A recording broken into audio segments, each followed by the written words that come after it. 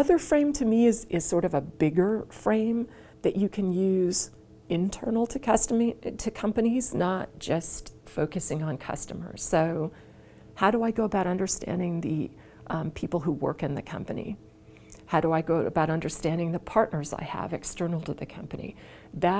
You can use all the tools of ethnography to actually understand the human beings you work with as well as your customers.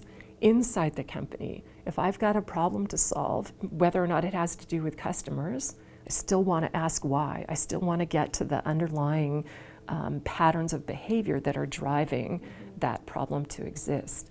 Diverge, converge. What are all the ways that I might solve this problem?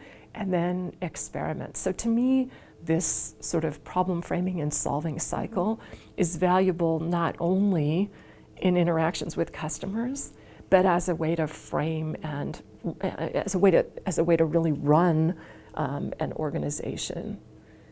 The world is getting more complex, and all of the old mechanistic models that we have of organizational design, like command and control, this information flows across the org chart in the following ways, right?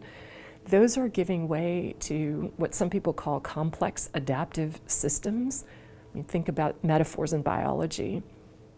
Well, how do I have an organization behave as a complex adaptive system if I don't have this sort of learning cycle going on inside it? And this is what Amy Edmondson talks about in her book on teaming. She talks about teaming is the engine of organizational learning.